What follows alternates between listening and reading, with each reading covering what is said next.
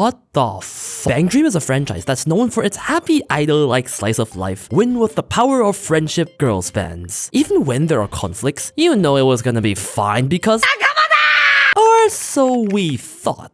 When Ave Mujica, the sequel of an already quite drama-heavy series, aired, nobody was prepared for the tone shift into a borderline psychological horror. In this video, I want to gush about how insane the anime is for taking this huge directional leap. But after that, I also want to show you the diabolical social experiment they did in real life, involving a real-life treasure hunt with complex riddles, a psychological horror-ish game messaging chat with a leaderboard, an experimental game designed around betrayal and the prisoner's dilemma, and an invitation-only based event with an audience of only about 100. All as a huge marketing ploy for Ave Mujica, the coolest marketing ploy I have ever seen. If you don't know much about the anime and just want to hear the whole marketing story, feel free to skip to this timestamp. But first, the anime. Ave Mujica is a band comprised of 5 members, 2 of which are from a disbanded band covered in season 1. Yes, you need to watch season 1, it's my go. Don't worry, it's a great show. This story, however, literally begins with our main band performing on the Budokan stage. For once, we are not watching the underdogs climb their way to the top.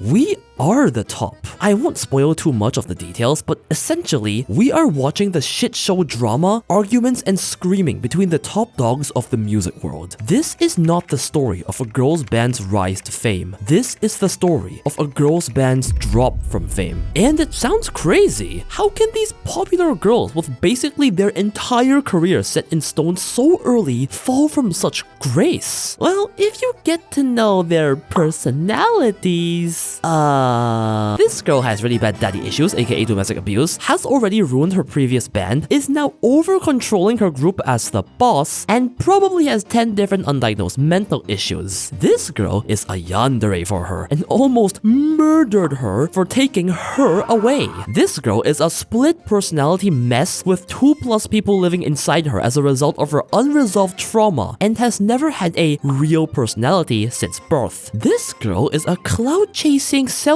YouTuber bitch who, with zero hesitation, doxed her group mates live on stage for clout. And this girl is probably actually the most normal one, other than being a little emotionally unresponsive. But you know what? Maybe we need some emotional balance in this group. As you can tell, unlike many groups, even Bang Dream's own predecessors, they're not exactly close. Well, most of them. I'm not going to go into detail what happens in the story. That's for you to find out when watching. But this is essentially a huge drama with stakes, and that's what I love about it. Arguments about the direction of the band, interpersonal relationship problems, mental breakdowns, crumbling to pressure, personal life issues. These are issues you'd see in almost any band, but the difference is, these girls are at the top of the world, as one of the fastest rising bands of all time, and so all these arguments and problems have so much more risk attached to them. It's no longer just the personal friendship issues of some high school band club. It's a nationwide popular band with money, production, and jobs under their name. Have a mental breakdown in your high school performance? Sure, it's embarrassing, but the talk will stop in a week. Have a mental breakdown on the stage of a nation tour professional concert, yet you're on the national headlines tomorrow morning. This is an occupation. Any flub can come at detrimental costs, affecting thousands around them. And to me, that's why Ave Mujica is such a roller coaster to watch. It's a thriller because every bad interaction gets you nervous. It gives you this sense of danger, of dread, of, oh no, everything is going to shit. And trust me, you'll be feeling that a lot. Because more than anything, this is a thriller of these girls' descent to madness. That is what makes the interpersonal drama so enticing. Everyone has a goal, everyone holds something dear, everyone is out there for what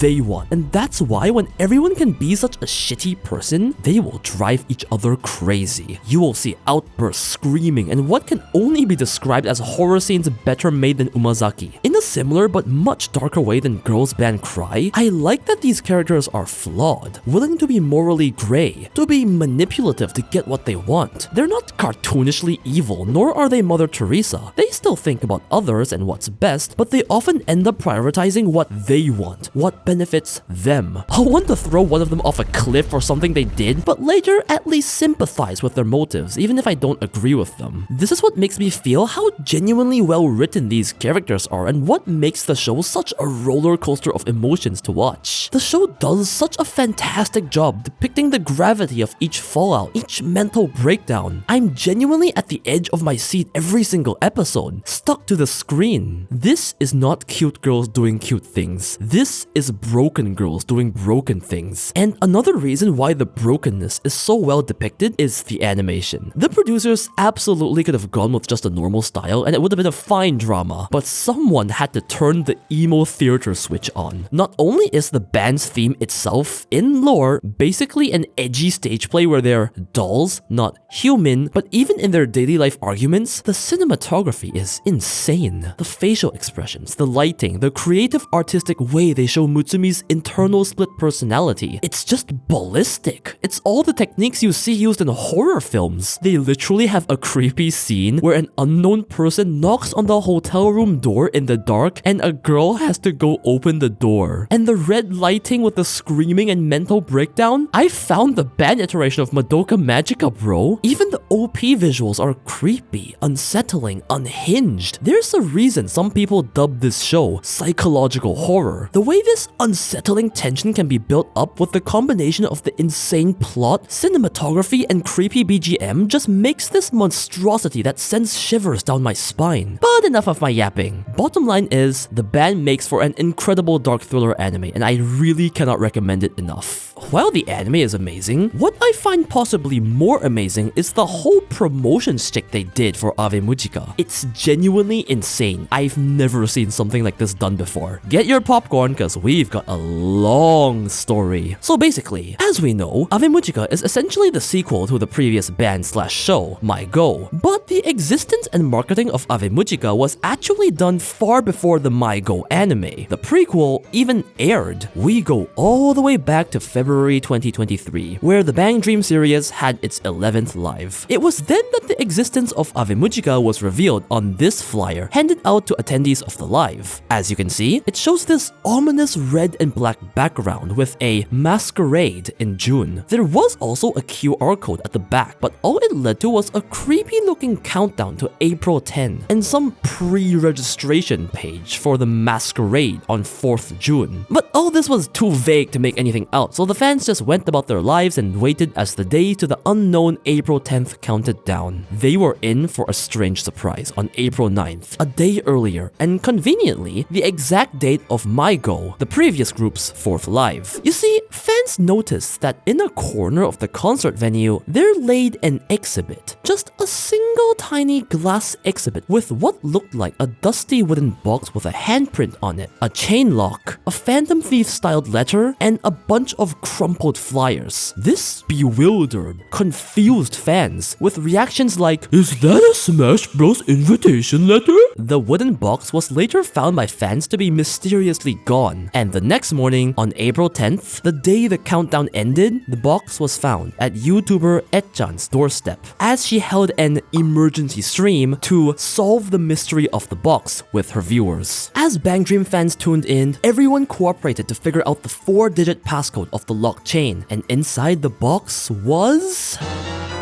a jar with a lock. And after many failed attempts, they successfully solved the once again 4-digit passcode, and inside was... You know, they're really not beating the horror allegations. And inside this weird concoction was... What the fuck? Honestly, at this point, the people were confused. They had no idea what was going on. But then Etchan noticed something. There was some sticky thing attached to the skull, and as the chat requested, she cleaned it up to reveal its identity, hoping it was not more bones. Luckily for her, she lived to see another day because it was a USB tightly wrapped in plastic, and as she opened the files, she found a video file called Black Birthday. Right as the mystery was solved, Ave Mujica proceeded to upload their debut song on YouTube immediately, titled Black Birthday. By the way, alongside the box, Etchan was also sent that Phantom Thief letter, and so in the letter read an eerie message. "Please help me. I want to meet one more time, even if it may be too late now. I just want to do whatever I can, so I beg. Please help me spread this song. If this song reaches the hearts of many, I'm sure it'll get us closer to..." It's safe to assume the song means Black Birthday, the Ave Mujica song that just released, but the blank seemed to be impossible to solve for now. Hold on. Just before giving up, viewers noticed a small change. On the official Ave Mujica website, a mysterious text box where you could enter words suddenly appeared. People tried entering different things and found that when Black Birthday was entered, Ave Mujica's very first story video would appear. A story told in the perspective of a random girl who came across Ave Mujica. The girl seemed to be bored, tired of everything in life, stating living is just the slow process of dying and relationships feel so empty as she discovers Black Birthday. Please remember this story. This is important to tie everything together later and there will be multiple parts. The story essentially progresses alongside the in real life events. I will be from this point forward referring to these story videos as Rika stories, as that's the main girl's name. Alongside this video, a 3D image showing the word deep was revealed. And if you enter deep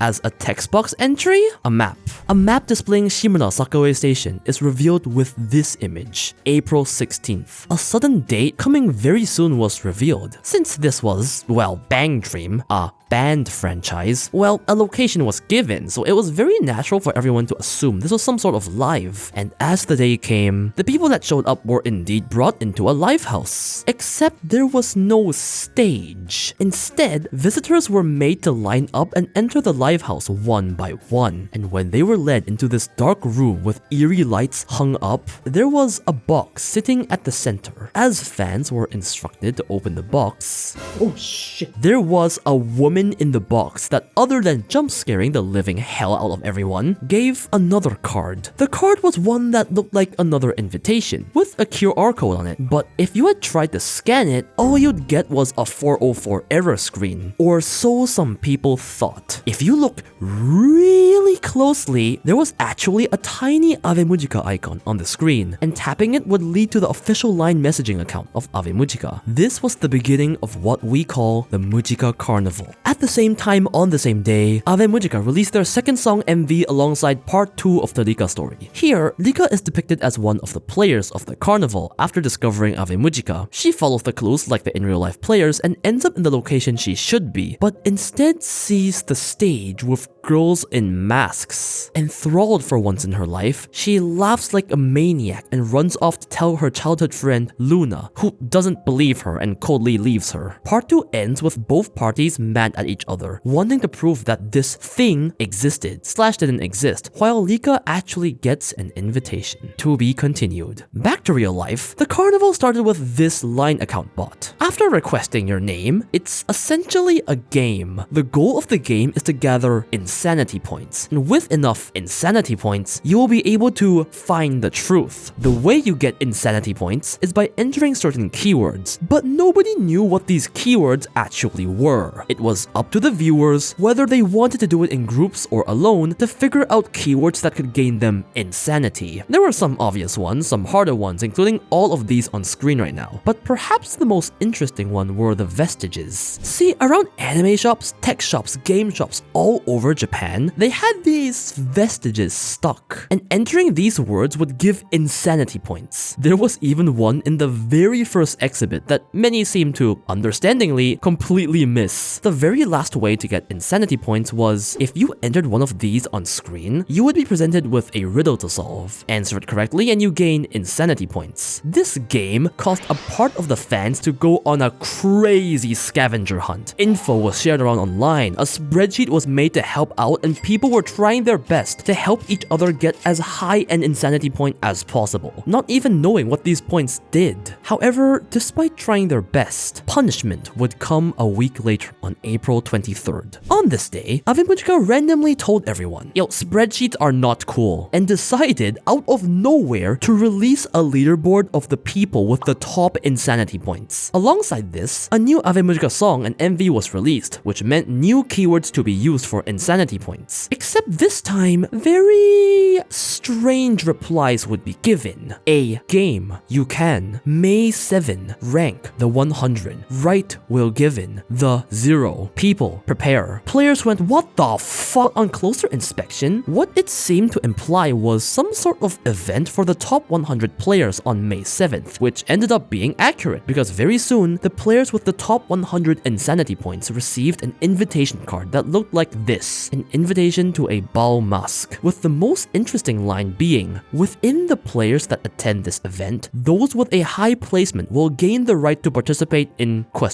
This changed the whole dynamic of the event. See, up until now, everyone had seen this fun little game as a cooperative event, but now, well, there's a leaderboard, and there's a reward for high placers. People started forming more private groups for cooperation rather than sharing info publicly. Everyone was trying their best for themselves to get into this event. Well, what even was this event? These players were about to find out, but not before another Lika story that would be revealed on the exact same day. This time, the story follows Luna, Lika's childhood friend, as she also joins the Mujica carnival, a parallel to the real-life players. As she goes searching for Lika, who is now missing, she ends up in the same place as Lika did and comes across the same masked girls and invitation. The video ends with Luna moving forward for the insanity game and literally coming across a horror scene. To be continued. In real life, up came May 7th, and the 100 participants quickly realized they were brought in to play a game. Here's how it worked. Each player was given 10 alphabets in card form and should aim to form a 6-letter English word. Everyone is then given some time for card exchange with anyone in the venue, but card exchange can only be done with rock, paper, scissors. Both players declare a letter they plan to give, then play rock, paper, scissors. If it's a tie, they exchange what they both plan to give. But if someone wins, the winner gives the card he planned to give, but is allowed to choose any card he wants from the loser's lineup. After some time, phase 1 ends and the game master gives everyone a certain amount of tokens based on your alphabet variety, like Scrabble. If you don't have a word, you can buy letters with tokens to make a word. In phase 2 of the game, 5 to 6 players each sit at a table to play a guessing game. Essentially, it's kinda like Hangman, but without the hang part. Or maybe there is. People take turns guessing letters or words from the other player's alphabets. If a letter guess is correctly made, people with that letter have to reveal that letter in their lineup and pay 1 token. If your word is guessed though, you have to show all your cards, pay 5 tokens, and are eliminated from the game. At the end, the 12 people with the most tokens were declared those who have grasped it, and were invited to something called the Prelude, a mysterious event that would happen before Ave Mujica's 0th live on 4th June. Now, that was great and all, but what players didn't realize was the impact that this gathering would have. Soon, it was found that all the English words made at this event in this game were now to be keywords in the insanity game. What this meant was, if you weren't a part of the top 100 players that were invited, you now had an overwhelming disadvantage in the insanity game, because there were just absolutely no clues to figure out what these words were. And this is where the true theme of the game came out: individualism. If these 100 players wanted to secure their spot at the top, they had absolutely no reason to share their English words. There was no benefit to helping potential competitors who could take over them, and so most of them didn't. In fact, one of them even vandalized all over the shared spreadsheet, trying to prevent other players from climbing up, further proving the point of every man for himself. On the same day, Lika's Story Part 4 would release. Again, Luna continued her desperate search for the missing Lika following the game. She recalls the good old days back when their relationship was still sweet and perfect. As she desperately asks people all over the street, she finally finds a clue: June 4th, the Prelude. Back in real life, nearing the fated day of the 0th live, much information was released on May 18th. 2 other ways you could witness the mysterious Prelude. 1.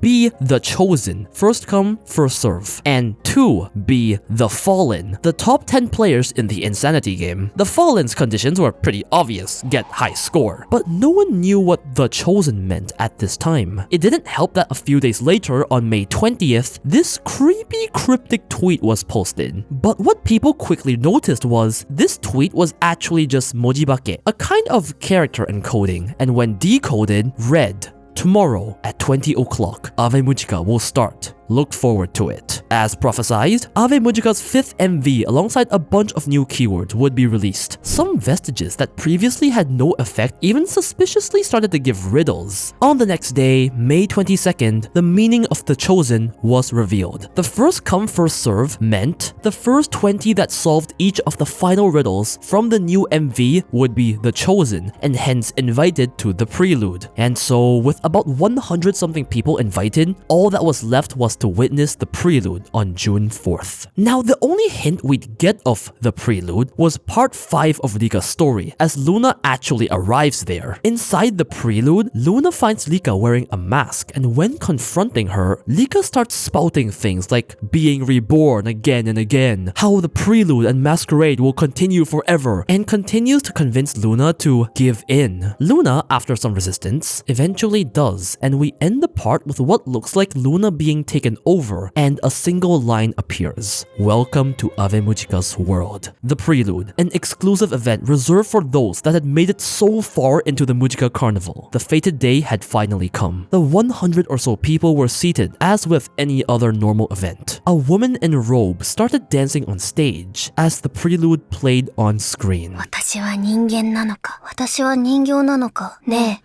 あなたは The line notification sound effect played on the loudspeakers. As everyone scrambled for their phones, they were presented with one question. So, what say you? Are you a doll or a human? As everyone answered, the rest of the Prelude played. これは現実か虚構か、それとも追憶か。理科を探して。違う！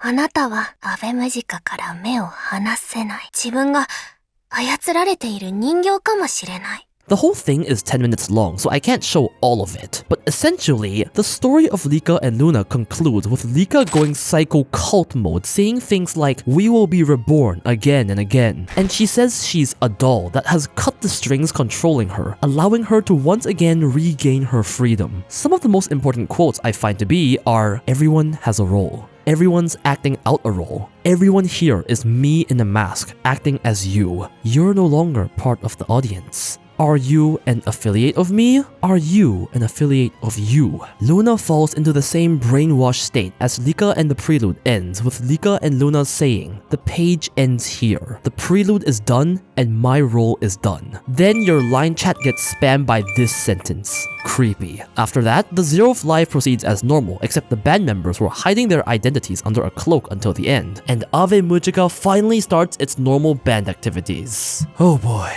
I'll be honest, I spent days researching and trying to come up with some interpretation. And I have an interpretation, but I have no idea how correct this is.